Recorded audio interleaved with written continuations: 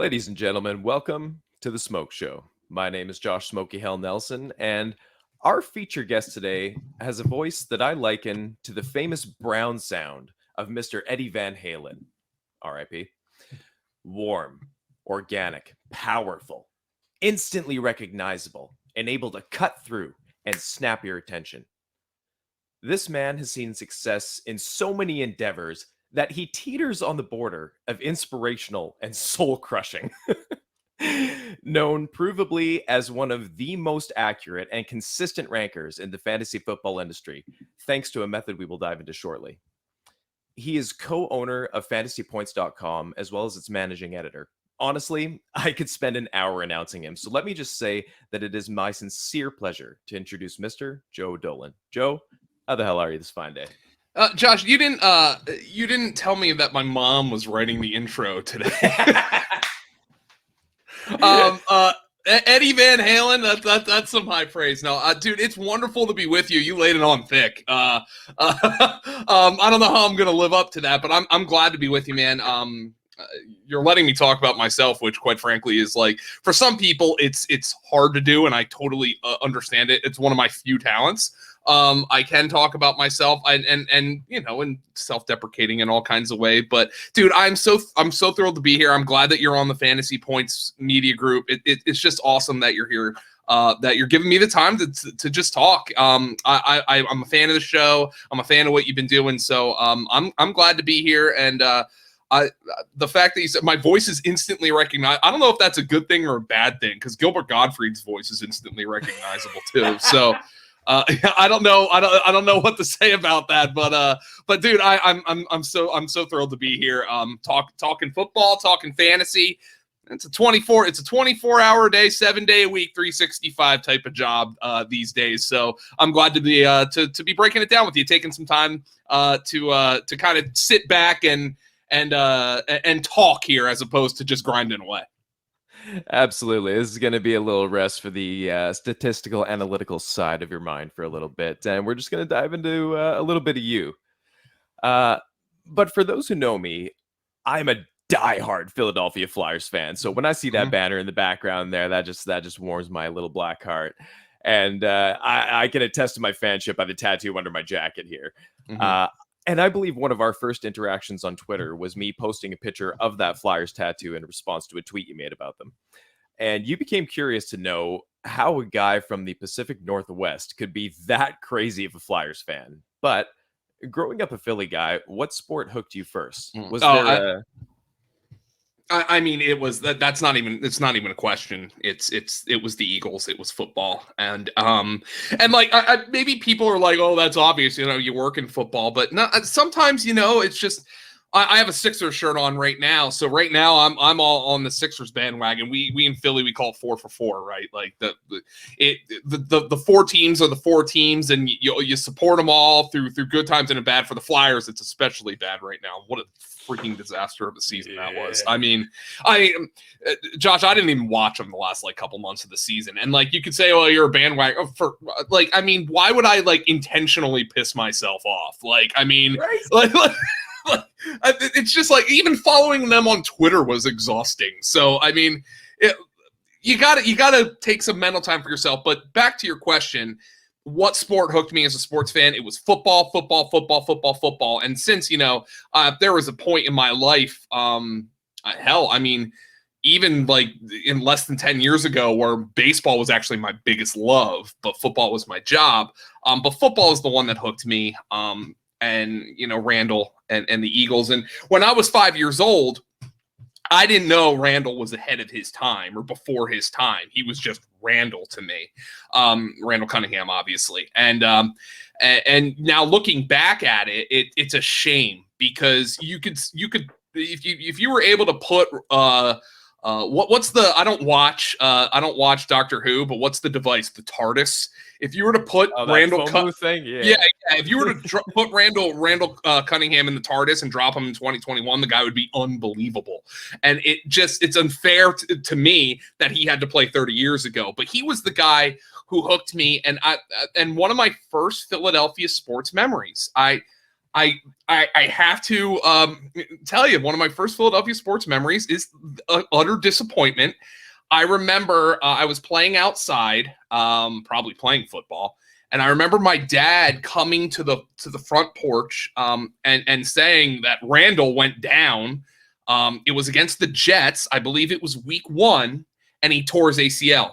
And from that point forward, it was kind of over for Randall in Philadelphia. And then you get the Bubby Bristers and the Jim McMahons and the Ty Detmers and the Bobby Hoyings. And it was a search for the Eagles' next franchise quarterback until Donovan McNabb came along. But like, it's kind of funny that one of my first memories of Philadelphia sports is just the utter disappointment and the despair of Randall Cunningham being injured early in the season. And I remember my dad just coming outside and saying, "Oh, Randall's down and it doesn't look good." And I think that was 1991. I think it was week 1 he got hurt. And he was with the Eagles for another few years, but he was never like fully healthy or the same after that. And that was one of the biggest disappointments of my young life, and I've carried that through to the modern day. And then right now my favorite thing about Philadelphia outside of the 76ers is Mayor of Easttown, which has been like my wife and I have not watched yesterday's episode yet, episode 6. My wife goes to bed at like 7:30 at night, so we haven't watched that yet. We're gonna watch it tonight, but no, that is what hooked me. I don't know how, maybe there's a little loyalty these days, but back in my day, my nephew Max is I think he's, first and foremost, he's super athletic, he's super smart, he loves like talking about all the old sports, but like I think a lot of kids these days are really into players, like they like players. Like he's a Sixers fan, but his favorite player is Steph Curry. And he's an Eagles fan, but he loves, Julio Jones, and he loves Michael Thomas, and he loves Patrick Mahomes. And like, I don't remember that, like when I was growing up, it's my team and everybody else sucks. And now maybe that's just a unique Philadelphia thing, but things are different. I don't know how, as a 5-year-old kid who watches the star player of your favorite football team go down in week 1, and you just stick with that team through thick and thin, mostly thin. I don't know how that happened, but maybe it colors your worldview if you're a little bit of a cynic. But no, that's my first memory. Randall's the guy who hooked me, and my first memory as an Eagles fan, true memory, is Randall Cunningham getting hurt. So that disappointment is like my first true memory. Oh, that's so funny. It's like I can trace the lineage of my Flyers fandom back to pretty key moments. I mean, I was a big fan of Eric Desjardins. I was a defenseman. I played hockey for 14 years, taught for another 10. And he was a guy that I absolutely loved. And when he got traded over from the Canadiens in February 95, I believe it was, that really kind of made me start watching the Flyers a bit more intently. Fell in love, pretty good time to fall in love with them. And that was my team since. And one of my first memories that stuck with me of that was the 97 finals, which was absolute sports disappointment. It's just funny. I've stuck with them since then. Their butts whipped. Oh my God. Who scored straight? First and foremost, we'll get to that. But first and foremost, I am misremembering. Okay. Randall played one game in 1991. And got hurt. 1993, he played 4, and that was against the Jets. And that was the disappointment. I'm like, why was I so disappointed? Like, I was only 5. I couldn't have felt that badly. And so 93, I was 7, and the Eagles were 4-0 when Randall got hurt. And that's the one. But like in 91, he did play one game. So like I was 5, between 5 and 7. But 93 is the big disappointment. That was also when the Phillies were making their run in 93. That's a big one. So sorry, I misremembered that. I went actually looked through his Pro Football Reference. I was like, man, did I really remember that from when I was 5? And no, I was 7, and that was the disappointment. But in 97. The Flyers, when I was growing up, they were always great, but it was always close but no cigar, which has been their MO. the game 4 goal. Who was it for Detroit who scored that? McCarty, where he's just like skating through the entire defense and he just like and he beats Hextall, and I was like, you see that highlight all the time. You're like, typical. Darren McCarty, known smooth skater, hands of fire, just known to bury pucks. Come on, we're talking about Darren McCarty here. This guy catches punches like none other. It hurt, and that's the one that stuck with me, and it's not what hooked me, but that it awakens a passion, whether positively or negatively, and that stirs something. And if that's what grabs you, that's the kind of stuff that hooks you for life. Mm-hmm. And I mean, Philly has a lot of those moments. Like there's a lot of those memorable moments for all the teams, but like, well, I'm hoping the Sixers make their run here. But like, when you think about it, the greatest moment in the last like 40 years for the Sixers is Allen Iverson stepping over Tyronn Lue in a series they lost. I mean, and like, look, nobody expected them to even win a game in that series, so they were heavy underdogs. But they won game 1. But I mean, that's the greatest moment for the Sixers since the '83 finals, really. There's just like this.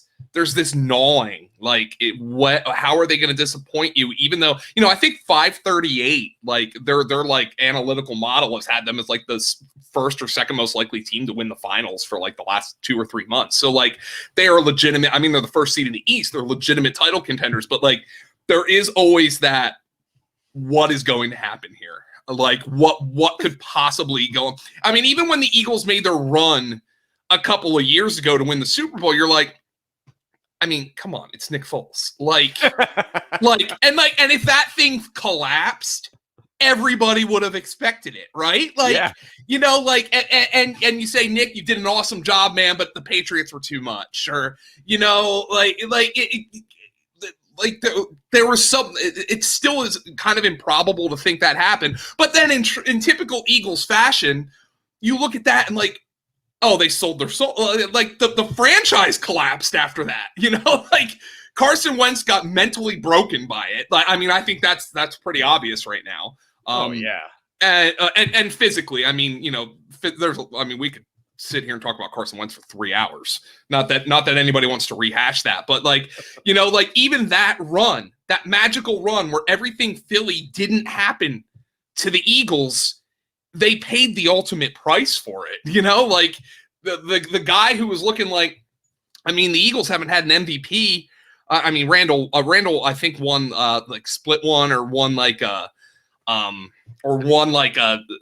know if he won the official one. It was, back in the late 80s, but the Eagles haven't had that in forever. And Wentz was going to win the MVP, and he was going to be here. Even if you didn't win the Super Bowl in 17, he was going to be here and you're going to be in the picture. And then he tears his ACL.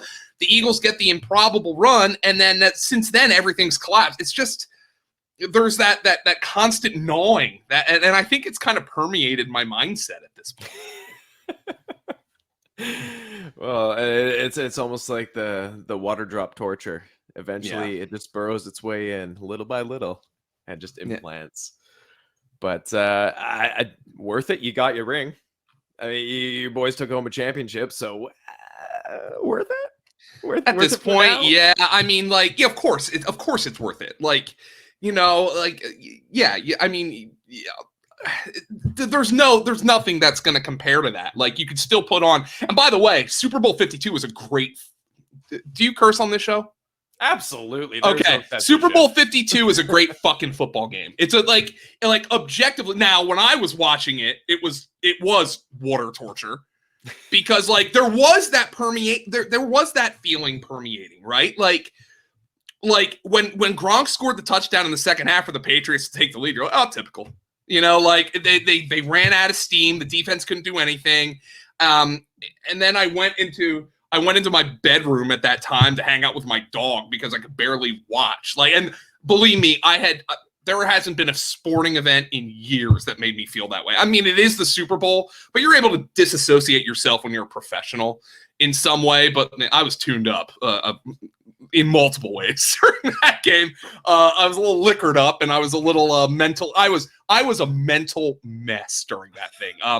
And I think that was years of that frustration. Even though, like, I was in Vegas when they beat the Vikings to go to the Super Bowl, and there wasn't like this jubilation. Like it was like this, oh, that's pretty cool, but you know, it's Nick Foles, and you know you got to pay the piper eventually, and they didn't. But they did. They did in 2018 and 2019 and 2020, especially 2020, when Wentz was never the same and Peterson was never the same, and they ended up paying the piper. And then that's like, it's like this thing that in my mind, and I'm sure we'll get into this, that gnaws at me, like that eventually you always have to pay the piper. Like something's not good, something good can't happen to me without a trade-off in some regard. And that's kind of like something that I've written about, honestly, in terms of my own mental struggles. So that's a long way of saying that I think Philadelphia sports have broken me mentally in many ways. Succinct wrapped up on that. I dig it. Let's keep going on that train. Actually, yeah. You've been in the industry 13 years now, if I'm correct. Mm-hmm. Can you say that you're feeling secure with your place in it? No. And that's not to get too serious here, but no, I don't. And there's I wrote this in my column when we announced the website. It's called it's something that a therapist actually said you have imposter syndrome that I had never heard of, and it's like this constant gnawing feeling that you are not who you are outwardly. You are not who people believe you are.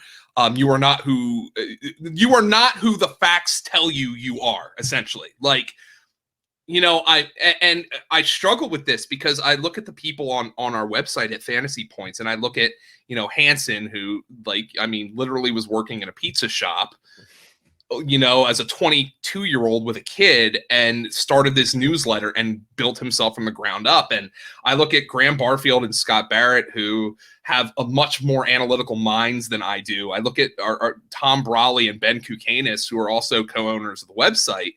And I look at them and they grind. And I feel like they grind more than I do, even if I know that's not true. And I mean, they're grind. I'm not trying to knock their work ethic. I'm just saying I work hard too. But like, I look at them and I'm like, man, they work harder than me. And then I look at other people in other spaces doing stuff. You know, like Silva. I took over for Silva on the Fantasy Feast podcast, and I'm like, dude, I can't hold a candle to this fucking guy. Like, what?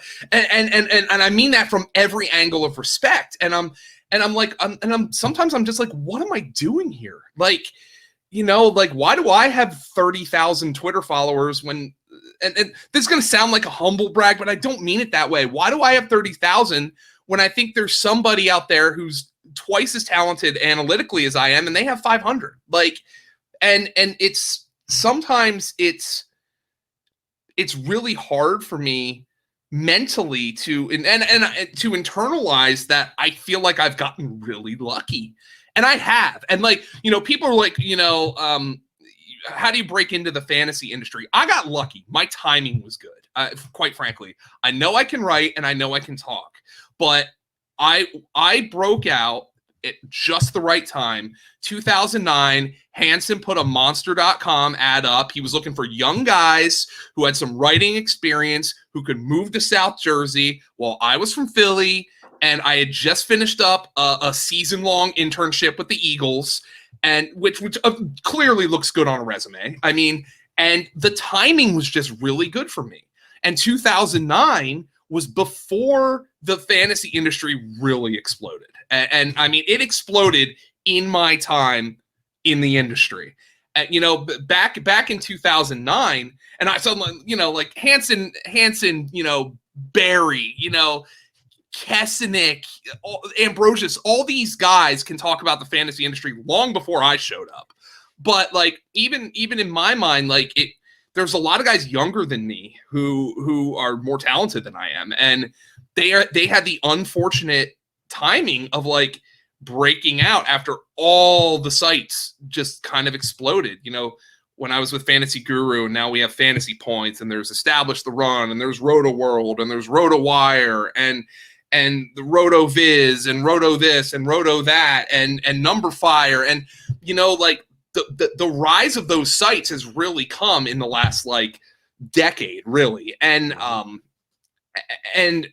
it's number one, it's great for the industry, and there's more there's more platforms for people to get their opinions out there on and their work out there on, but there's way more competition and it's way harder to stand out. And I just got fucking lucky, man. Like my timing was really good. And I mean, I don't know how else to reconcile with that other than just understand that happened to me. And now I'm trying to come on and, you know, if people still think what I have to say is worth saying, then I'll just let that luck continue. And I'll let if people enjoy listening to me, I respect that and I love it. And and I'm glad about it, you know, because I go on the feast and that was daunting for me because I'm very, like, personality wise, I'm different than Silva.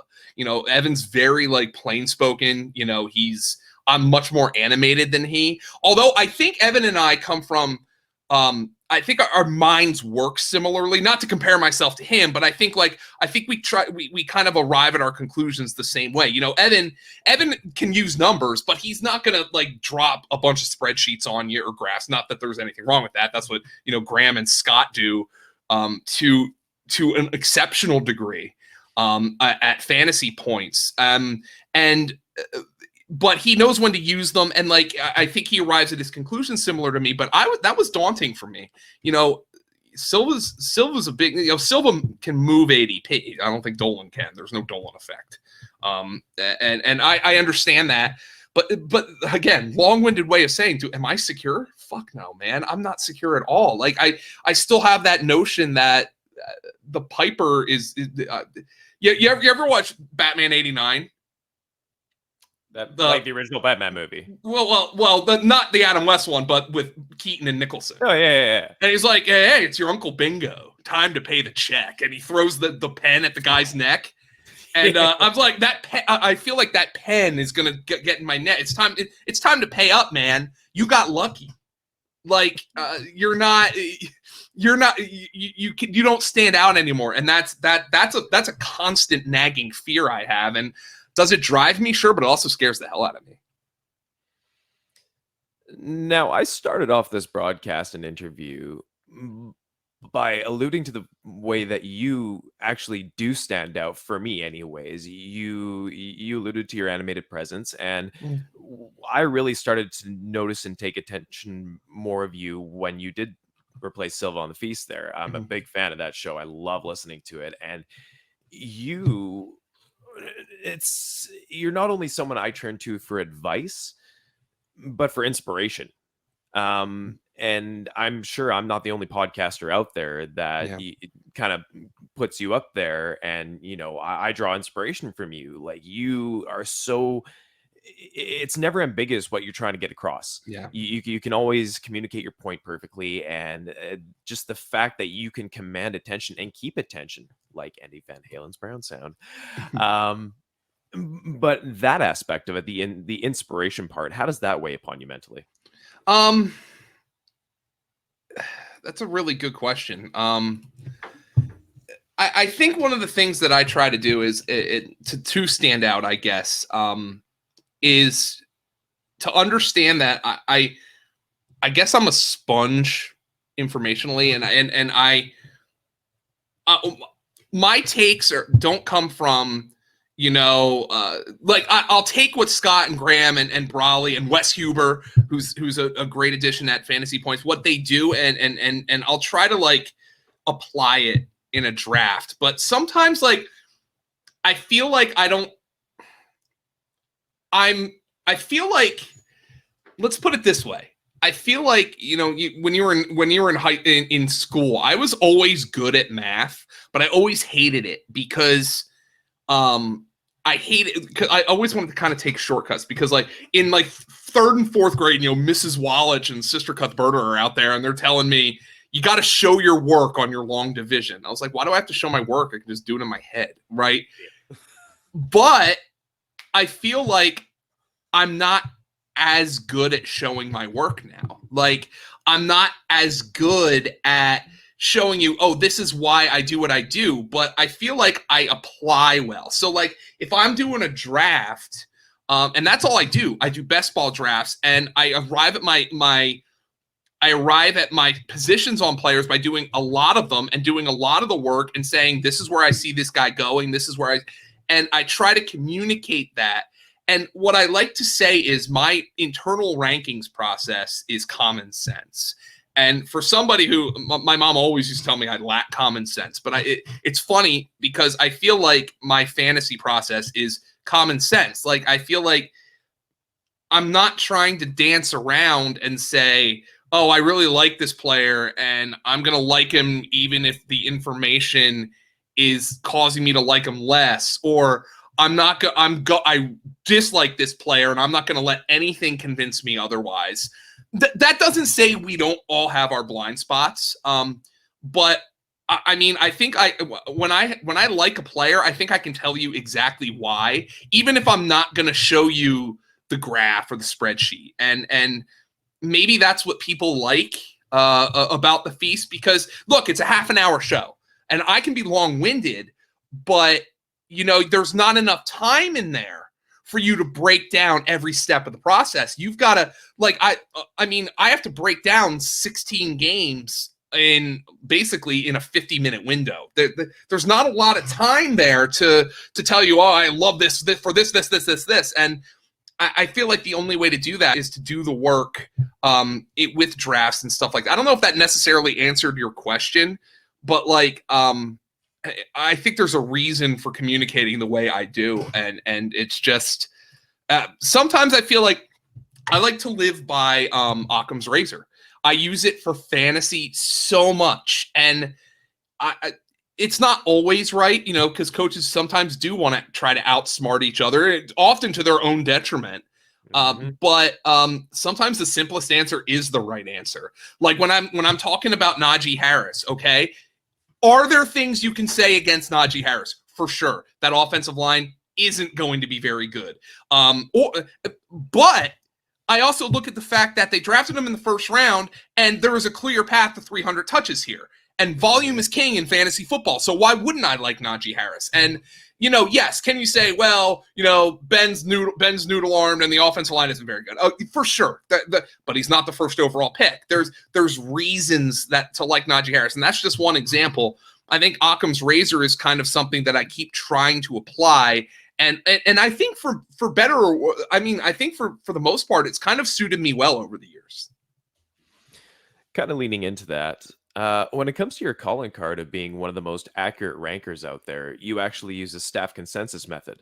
Mm-hmm. Now, that's kind of been dived into on various interviews. But what I'm curious about is the consistency of that consensus lineup. Have there been sweeping changes to that personnel with the different sites that you've represented? And how's that affected the overall accuracy? Well, first and foremost, I'll just give you a window into the fantasy points projections process. And there is not some secret formula here. There's not.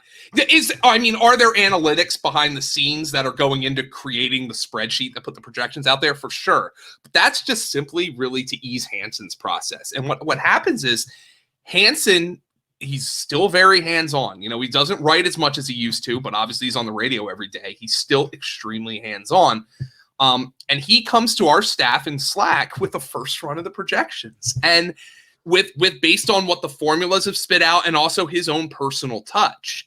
And he comes to the staff and he goes, guys, here, I'm done with the first run of quarterbacks. Tell me what you think. And we all come in there and we're like, and we meet and it's like, John, I think Stafford's too low. Like this.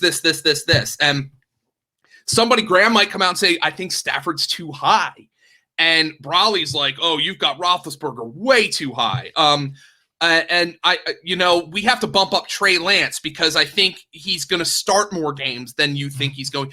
And it's an extremely organic process. And it really hasn't failed us. I mean, are you going to be right 100% of the time? Of course not, but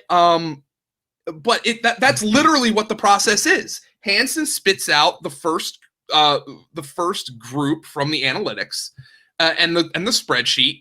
And then we come in with the personal flair, and quite frankly, sometimes we fudge the numbers to move a guy up or down. And are there more scientific ways to do it? Mike Clay spits out projections like that. And again, I really respect what he does. That's not knocking him, but this is just our way of doing it. And I think that's why people like the site, because there is that kind of personal flavor to, we have our guys, some, you go and you look at Fangraphs and something, they have like the Zips projections for baseball. They're not tweaking those because they like or dislike a guy. The projections are the projections. There is obviously merit to that. They're unbiased. But I feel like people come to our rankings and they like them because they are biased, because we do have our guys. And that doesn't mean, again, not that we're going to artificially ignore things just because we like a guy. But if we like a guy and we have reasons for liking a guy, we're going to rank him higher than maybe somebody in the industry, or lower based on that, because we have convictions about that. So, I mean, I don't want you to come out of here and say we're fudging the numbers. We're cooking the books. In a way we are, but like, we're not cooking. If we weren't successful, people wouldn't subscribe to the website. So this is like, we are cooking the books, but we're cooking the books because we gather information and that goes into the projections.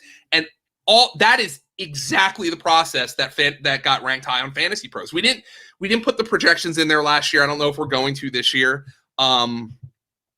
Just we have reasons for that.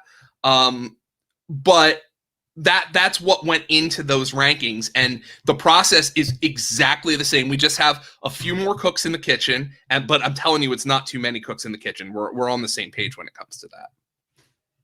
I don't know if you could ever have too many good cooks in the kitchen when you're all Michelin 3-star restaurant chefs. When you have a conglomerate of talent like that, you're getting perspectives from all these different angles with the conviction, like you said, and with the analysis to back it up.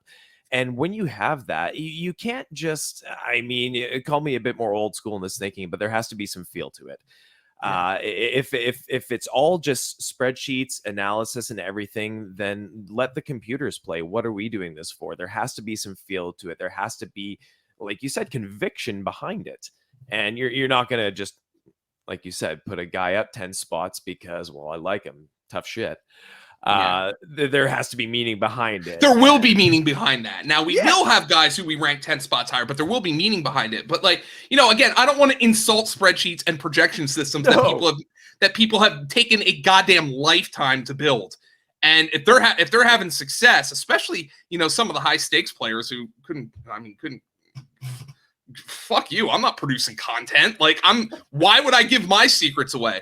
But like, it gets it back to a point where I am not comfortable in my own skin, really. But if I were to say that there is a reason that I've had a modicum of success in this industry, on top of being insanely lucky, it's because ultimately we're playing an entertainment game, right? Like, people want to be entertained. This is a hobby, but you want to be entertained. It's just the same as like, I mean, if you're gonna listen to an interview of your favorite, director, you're gonna want to do it with somebody who has the right personality to be interviewing guy. Howard Stern, people call him the greatest interviewer of all time. Like, you can. Bruce Springsteen's been interviewed 100 times, but I'm sure 100 times, a million times, but I'm sure there's some interviewers who do it better than others, right? So absolutely, there are so many places to get fantasy football content. You're going to go to a place where you feel like you're being informed, but you're also being entertained. The fantasy footballers have done a phenomenal job of that. Like, people want to have fun, man. Like, I'm a golf fan.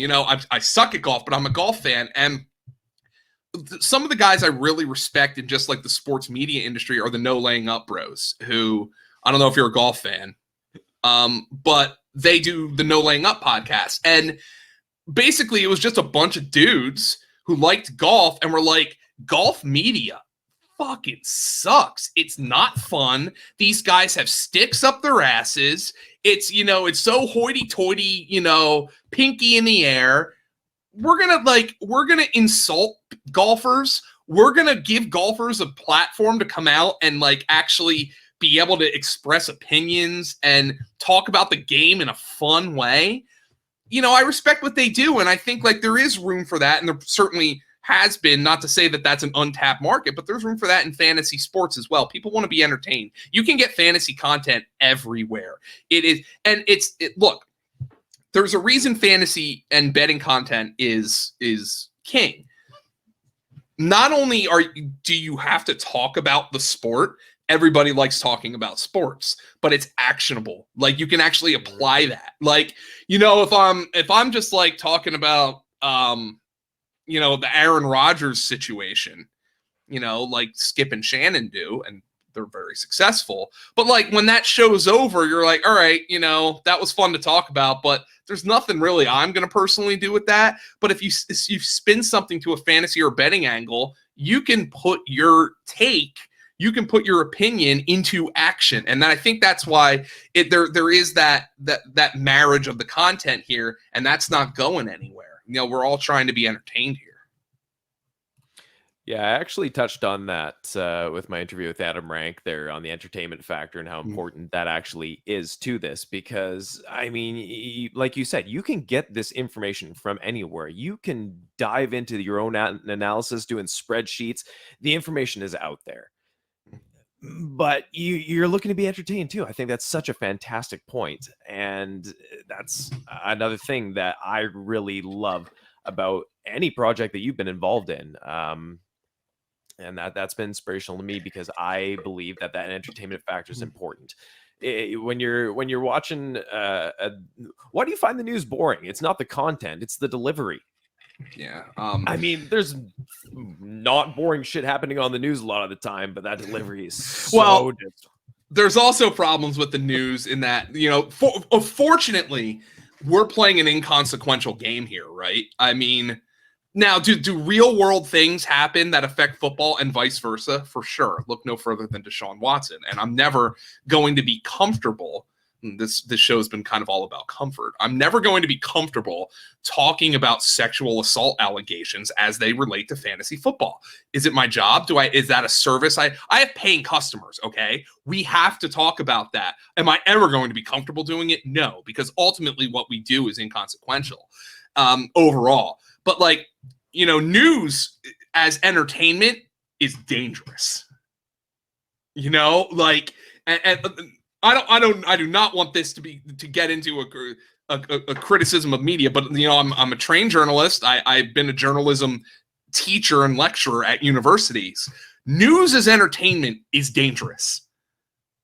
Sports content is entertainment, not so dangerous. What I'm doing is ultimately inconsequential, and which I kind of love. And like, I almost feel dirty that I get to make a living off of this when there's people out there fighting COVID, and you know, there's people out there doing heart surgeries. But then somebody told me that one time, yeah, but I'm a heart surgeon and I'm out there doing that, and I need to be entertained at the end of the day. So what you're doing is not inconsequential, because for somebody who has a stressful job and is out there saving lives and protecting lives, sometimes what we do as a hobby really affects those people. You know, during the whole COVID thing, which is still going on. I understand that. I'm vaccinated, but it's still going on. Like last year, I was really rankled a little bit, and certainly because sports pay the bills for me, so I'm biased.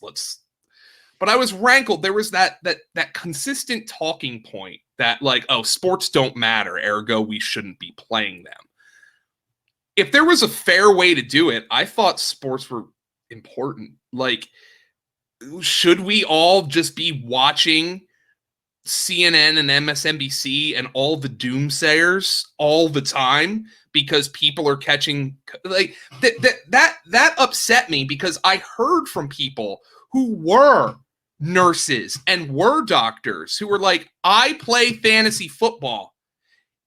I would be miserable if I'm coming home from dealing with patients, not just COVID, but you know, obviously other patients, and I'm not able to dive myself into a hobby. So arts and sports and entertainment exist because there is value to them. People have decided they're valuable. Look at what actors and athletes and us chuckleheads who cover them are paid. I'm certainly not paid anywhere close to Julio Jones, but I do make a decent living doing this because people want to be distracted at points. And I've started to realize that there is value in that. And there is value in getting yelled at on Twitter because you think Najee Harris is a second-round pick, because that's a hell of a lot better than being yelled at because you have a legitimately dangerous opinion. You know, like, I'll take that. And, like, the last year has helped contextualize that for me in this industry. So I'm both very uncomfortable with my place in the industry, and I'm almost, in a way, like, you know, my next door neighbor is a nurse, and my neighbor across the street's an electrical engineer, and I'm like, yeah, I do a football podcast, but, like, damn if the electrical engineer isn't like, that's the coolest job I've ever heard of. like, I mean, come on, like, it's so dumb. I can't believe I get paid to do this, but the reason, like, I mean, look, you know, we just talked about Skip and Shannon briefly. Like, those guys are pulling in big time bucks, man, just to yell about sports all the day because they entertain people, and we need entertainment. And I think that is blatantly obvious after what everybody went through, some more so than others, you know, in the last year plus. And I'm glad that maybe that's what people think my value is in this discussion. No, there's absolute value in that. Making someone smile, alleviating their concerns, giving them an escape from the ups and downs of life as we experience. There's absolute value in that. Absolute value. So let's just kick it into something a bit more about what you get paid for. Okay. The people need to know. Since landing spots were decided, which fantasy player do you think improved their stock the most? And conversely, which player dropped the most for you post-draft? Post-draft, since landing spots were decided. Not necessarily a rookie. Not necessarily a rookie, but with landing spots being decided. Well, I think one guy, I mean, it's really hard for me to say James Robinson's value just didn't get nuked completely. I mean, I think Urban Meyer is an unknown, and that again, there's a point where I put out a tweet earlier. I think it's okay to say what you don't know. We do not know what Urban Meyer is going to do, but you are not drafting Travis Etienne to give him 3 touches a game. It's not happening. So James Robinson's value certainly just got completely nuked. It's hard for me to sit there and say, like, oh, you know, do I think he's going away? No, but I can't just sit here and say, oh my God, you know, he's going to be just as good as last year. They're really going to use Etienne as a wide receiver, and I don't know how that's going to shake out. I just don't know in any way how the Jaguars are going to justify giving James Robinson 270 carries when they just spent a first-round pick on a running back. So that is certainly somebody who I think's value got nuked. I'm not saying anything. I'm not breaking any news to anybody there, you know. On the downside, man, what's going on? Excuse me. On the upside, I think Tua Tagovailoa is a player who really got helped up, and Tua is a guy. I was earlier saying, like, I want to try to be objective, and I was not impressed at all with Tua last year. And let's also look at the facts. This is what I try to bring. Let's bring Occam's razor into the equation. He was benched twice in game by his own team as a rookie quarterback. When have you ever seen that for a first-round quarterback in his rookie season? Usually those guys get... Now, Miami was in a unique position. They were competing for the playoffs. I understand that. And you have Fitzpatrick, who objectively, if you were trying to win a game, was a better option than Tua. They told you that. Yep. And Fitzpatrick showed it, by the way. So, like, that is a fact. You cannot dispute that. You cannot dispute that Miami's team benched him. But when I was going into this, I was like, this offseason, I was like, I would not be stunned if Miami's first to call for Deshaun Watson. But Deshaun Watson didn't get moved. for multiple reasons. Tua, they didn't sign a quarterback. They signed Brissett, but like he's not there to take Tua's job. You draft Jalen Waddle, you draft another tight end to go with Gesicki. You didn't draft a running back. All of a sudden, this makes it look like you're setting up and saying, hey, Tua's now like going as like QB 20, and all of a sudden, he's got some legitimate juice here. Like, this is somebody who might be like an underrated fantasy quarterback. Now, you're always looking for the guys who run. I don't know if Tua's going to be that. But he is now another year removed from the injury, and I'm like, okay, I probably shouldn't hold a grudge against Tua because I didn't think he played very well last year, because there is a long track record, even in recent years when rookie quarterbacks come out and have played better than ever. Even in recent years, there was a long track record of guys who didn't look so hot as rookies who took a big step forward in their second and third years in the league.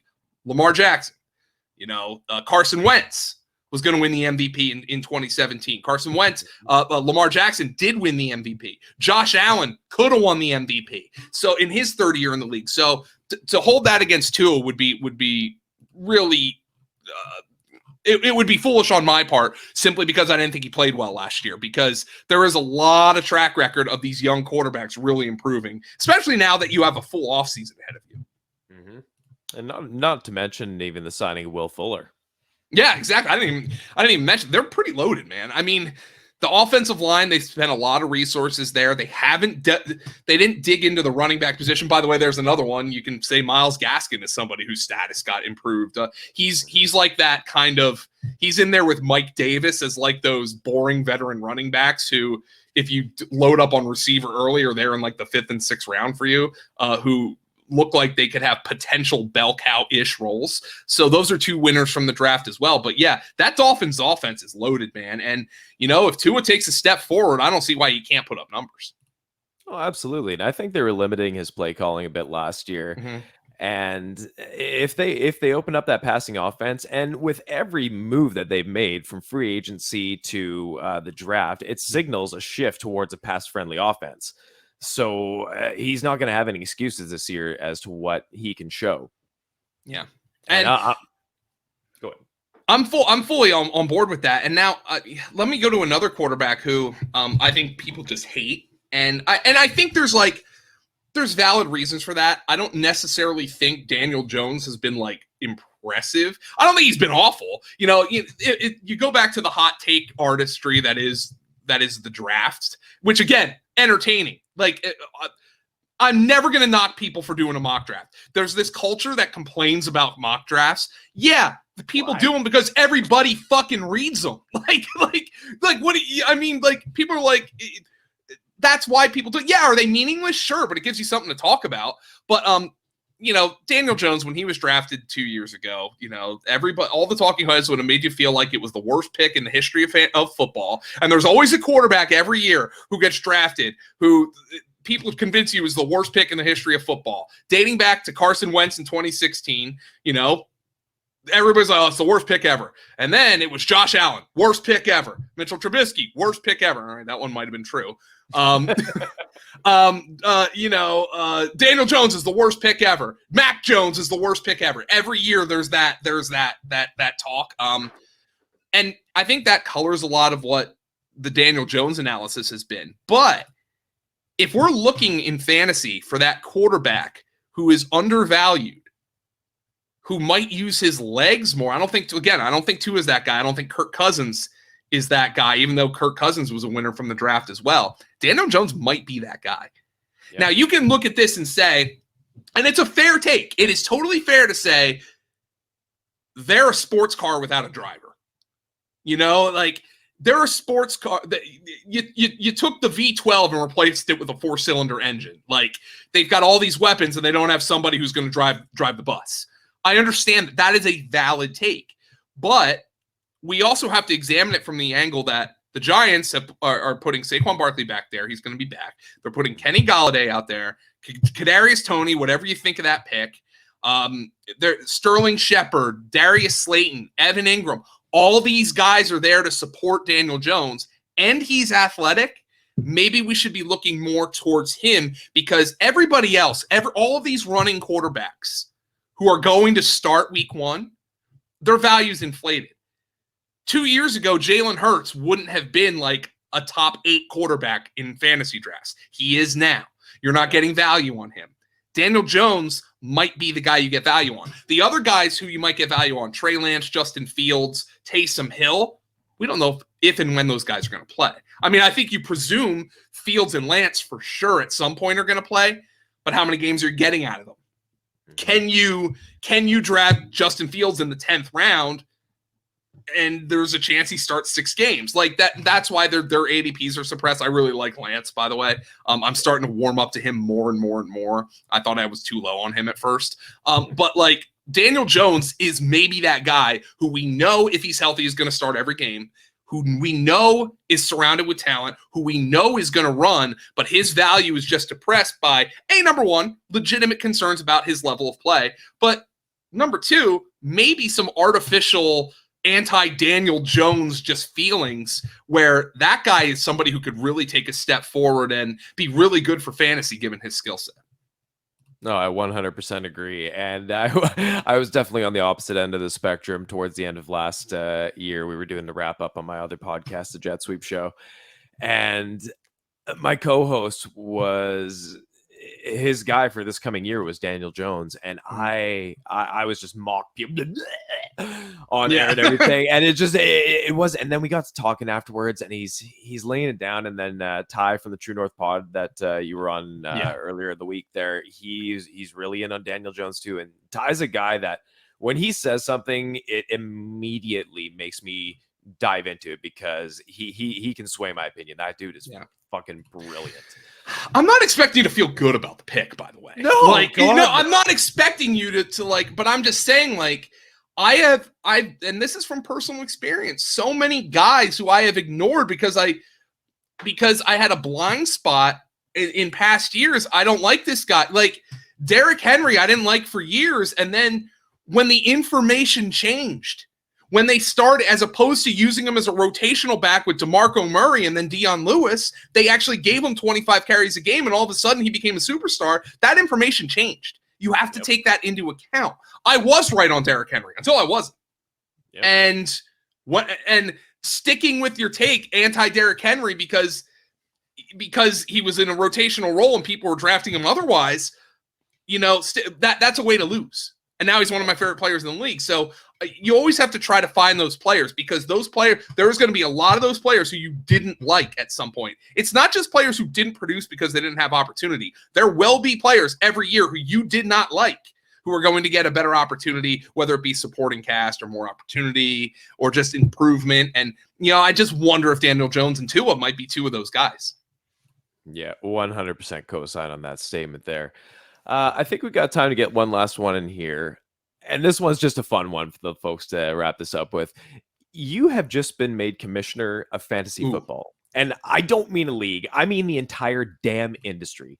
You dictate the direction. And you can start by making 3 changes, anywhere from scoring formats to prerequisites. And your word is law. What 3 changes do you make? Sorry, kickers. Goodbye. Number 1. I look, and I know Jake Seeley's been pushing that for years, but like, I do not miss them at all in the leagues where I got rid of them. And like, it's just like, I mean, how often, like, we're supposed to be having fun here. We just spent an entire show talking about how it's entertainment and comfort level. Do you have fun on a Tuesday when your kicker has a bye week and you got to say, I got to go man, Ryan Suckup's real hot right now. Like, come on, man. Like, add a flex spot. Add a super flex spot. Now, I'm not going to sit here and tell you every league should be a super flex league. I know there are advocates of that. It's just, first and foremost, it'll mess up everything we do, because baseline fantasy content is written from a 1 quarterback perspective. So, but like, add a super flex spot, add a third wide or 4th wide receiver spot, add a 2nd tight end spot.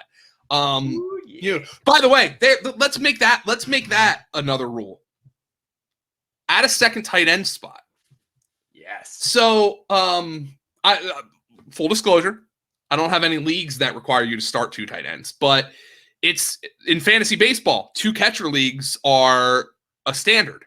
And it's to make that position, which is absurdly top heavy, even more strategic, because if you start 2 tight ends every week, well, Gerald Everett's getting drafted as a starter. Dan Arnold is getting drafted as a starter. So you've got to, you could start a draft with Kelsey and Kittle, and it's going to make strategies a lot of fun. So 2 tight ends, I think would be a lot of fun. Now let me see. What would number 3 be? This one is really important to me. You should not have half your league make the playoffs. If you are in a 12-team league, 4 teams should make the playoffs. That's it. If you're in an 8-team league, 2 teams should make the playoffs. 14-team league, 6 teams. 6 teams is fine in a 14-team league, but I'm going to tell you why. Because, look, I worked with Ray Flowers for a number of years, and Ray Flowers hates head-to-head. He's a fantasy baseball guy. Baseball guys is his Twitter handle, but he's a fantasy baseball guy in his heart, and he believes the full season should matter. He and I have not butted heads, we're not getting in a fight over this, but he has long argued that he hates head-to-head even for fantasy football. Why do we play head-to-head in fantasy football, Josh? Because it's fun. We're trying to have fun out here, okay? We're trying to, it's not fun if you're just oh, all right, I'm first in points. I mean, it's great. I'm going to win, but there's a little trash. Oh, my opponent has this week. I'm watching against this. That's the fun part of the day-to-day of leagues. I play my buddy this week. I haven't beaten him in 5 years. There's that fun part. On the other hand, though, we do still want the regular season to be important. We do still want good teams to advance. 4-team maximum in a 12-team. There is nothing worse than getting knocked off by a 6 seed that didn't deserve to make the playoffs. Let's call it like it is. So you want it to be fair. So there's another proposal I have is this. In our Fantasy Points Dynasty League, we have 2, but in our 1 quarterback Dynasty League, we have a system that my Fantasy League lets you set up. It's called Victory Points. And what it does is you play an opponent each and every week, but the victory point system also allots an extra victory to the top 6 finishers of the week in points. So there's 12 teams in the league, and you get a victory point, A, for winning your matchup, and B, for finishing as one of the top 6 teams in the league in scoring that week. So even if you're the number 2 team, and everybody's been on the receiving end of this, even if you're on the number 2 team in the league, and you ended up playing the top scoring team in the league, you still get a win. You still get a victory for that. And we sort our standings by victory points, then total points, then win-loss record. That's how we sort our standings, and it preserves that head-to-head competition. The playoffs are still head-to-head. It preserves that level of competition, but it also rewards the better teams in the long run. So there is a more fair way to play while also maintaining the fun of that head-to-head. And I think that's a change that I would like to see a lot more leagues play. Don't play roto, don't play total points, but do play in a victory point system. So I would say no kickers. I guess I give you 4 rules. No kickers, 2 tight ends, victory points, and fewer than half the teams in your league make the playoffs. We want the better teams to be rewarded. I love it. Well, you're the commissioner. I'm not going to go against you here. So 4 is perfectly acceptable. But I think we've wrapped a nice bow on things. I got to thank you so much for coming out tonight, Joe. You can find Joe on Twitter at FG_Dolan. Go ahead, plug some stuff right now. It's you got the floor. Yeah, fantasypoints.com. Just come subscribe, guys. We're going to, this week, starting, I don't know, when's this podcast come out, Josh? The full feature interview will be out next Monday. Some clips will be out today. Okay, so some clips will be out today. So next Monday, May 31st. Well, over the next couple of weeks, we're going to be having our Fantasy Points Powwow series at fantasypoints.com. And it's going to be our staff, headed by John Hansen. And we are going to be talking about every single NFL team with Greg Cosell and Adam Kaplan. It is going to be invaluable information. Cosell's going to present the scheme, the player fits. Kaplan's going to present the inside info. We're going to try to assimilate that into fantasy information. That's actually going to be available to everybody. We're going to put it on YouTube. We're going to put it out as podcasts. But we want to get eyeballs on the website. We want people to realize that we're the best value in fantasy football, and we have stuff that people can't get anywhere else. So fantasypoints.com, you're going to be able to get that. We started it, I guess if you're listening to the full thing here on the 31st, we actually started it last week with a couple of divisions, and we're going to continue that going forward. So make sure you get out and listen to that and listen to it, watch it, whatever. We're going to have it on YouTube. We're going to have it on the website. We're going to have it on podcasts. We're going to have it everywhere so people can consume that content. We've got some great contributors joining the website. Jeff Henderson just did a really cool breakdown on a fantasy war stat. He's going to be continuing to give articles and strategies on that. Graham Barfield just put out his yards created class breakdown. Scott Barrett's been he just comes out of nowhere and he sends me an article at 2:30 in the morning. He's like, yeah, I've been working on this. And it's an 18-page article that has just incredible information in it. I didn't even know he was working on it. He's got some stuff on running quarterbacks that has come out. He's got his strength of schedule stuff. John Hansen has been working on a best ball draft plan. Tom Brawley's team betting previews are coming out. I'm just the lucky guy who gets to edit this shit and read it. So that's what I've been doing with my time. But I guarantee you we have a lot of content out there for the football starved. And it's good, real football content. Like Greg Cosell's draft guide, there's not really fantasy in that. There's not really fantasy. It's real football content. So we like to present ourselves as real football fans as well. You can enjoy our website even if you're a little unsure about fantasy. So that's fantasypoints.com. I hope everybody enjoys it. Oh, and I can attest, the site is fantastic. I was absolutely glued pre, during, and post draft to Greg Cosell's draft guide there. His write-ups are incredible, man. There's not an interaction that goes by through digesting his content that I don't learn 100 things. Mm-hmm. But if you are going to that website, use the promo code 21Smokey10. That is 21SMOKEY10 for a little discount off the hottest site in football. Not just fantasy, folks. We're talking real football here with the most unbelievable collection of minds, honestly. But I got to thank you for sharing your time today, Joe. And all I got left to say is, where there's smoke, there's fire. Ah, yeah, buddy.